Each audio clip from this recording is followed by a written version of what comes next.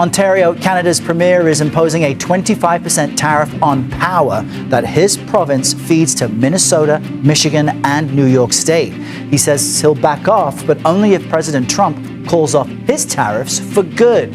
Meanwhile, the president does appear to be reining in Elon Musk's layoff efforts and suggesting a more precise approach by his cabinet secretaries. We've got team coverage on all of this for you this morning. Ed O'Keefe is in Toronto, but let's begin with Nancy Cordes, who's standing by at the White House. Nancy, now that the president is suggesting a more precise approach to federal workforce cuts, what do we think sparked that change?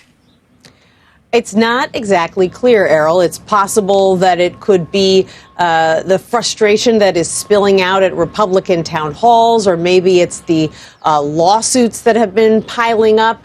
Maybe it's the stories that he's seen about workers who were doing their best and performing well and then found themselves on the chopping block. It's really hard to say what sparked this turnabout, but we do know that he met with most of his cabinet secretaries and Elon Musk yesterday here at the White House and told them, hey, you're in charge. You are the ones who decide whether someone is fired or kept, and Elon Musk is only here to make recommendations. That is a big switch because up until now, we know from our sources that there have been times when cabinet secretaries tried to push back against some of the cuts that Musk and Doge were trying to make, and they were overruled. But now President Trump is saying that he wants to use a scalpel rather than a hatchet when it comes to these cuts, which is probably cold comfort to the estimated 62,000 workers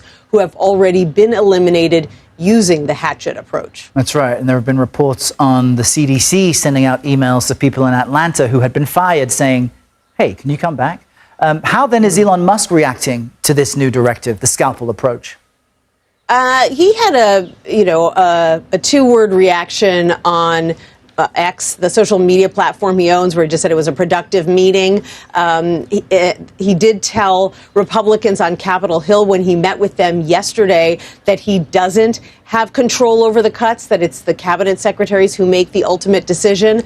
You're never going to see Elon Musk criticizing President Trump in public. That just simply hasn't happened. So if he doesn't like the way things are changing, we haven't heard that from him publicly. And what are you hearing from your sources about the president's plans for the Department of Education? Well, we've seen